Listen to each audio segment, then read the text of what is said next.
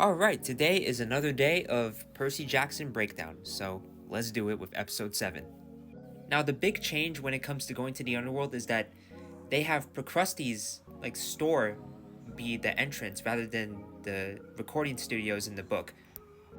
Now, it's pretty interesting that Percy says that Procrustes is a son of Poseidon. Like, is he though? I don't remember that being mentioned in the book. Someone let me know in the comments. Now, the episode cut out some stuff from the books that led up to this scene, but it makes sense because otherwise we would have spent a lot of, unnecessary time. All these changes were, a good thing considering the rest of the episode focused more on the underworld, Hades, and some certain flashbacks, which I'll get to later. This episode did a really good job with the underworld. I like how dark and, mysterious it is. Like I said before, the book, changed the location of the entrance to the underworld with Procruste's store instead of the recording studio, and as a result of that, Charon is just his normal self rather than, a guy with a smooth suit and things like that. And we finally get Cerberus, the three-headed dog. Now, what's interesting to note is that Cerberus eats Grover.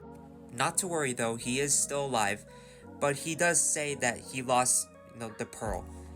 And in the last episode, it was 4 pearls instead of 3. But with this plot point, they go back to having 3 pearls, which, still allows for, the conflict of who to save to still happen. Another big change is that Percy and Grover are forced to leave Annabeth behind because she's trapped with this, root from the ground or something. But she is still able to teleport thanks to her own pearl. So here we have the scene where Grover is wearing the winged shoes and is almost sucked down to Tartarus. And Grover manages to be saved, so they're both alright. Now, this scene also brought another change, which is the fact that Percy discovers the lightning bolt in his backpack a little bit earlier than he did in the book. Later on, they finally get to Hades. Now, when it comes to Hades, my honest thoughts are that, while it is decent, I do wish that he was a bit more intimidating like he was in the book. Now, even with all this new information when it comes to the bolt and all that drama, Percy still thinks that, Hades is responsible for everything and is working with Ares. Despite some issues I have with Hades' betrayal, I'm still so glad that they don't make him into this stereotypical villain that wants to destroy everything. And they do still keep this, plot point of Hades having his, symbol being the Helm of Darkness get stolen too. Even with all the information revealed about how Kronos is the one true mastermind behind everything, this, causes Hades to think that, he needs the bolt in order to, be prepared with a war with Kronos.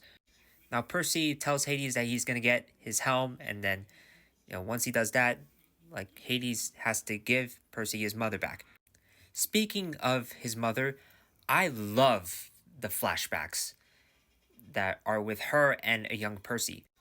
Eventually, Sally is stressed, and she ends up, calling Poseidon. And these scenes are just, really, really well done. And the ending is going to set up what I believe to be the best fight of the whole show. I'm calling it right now.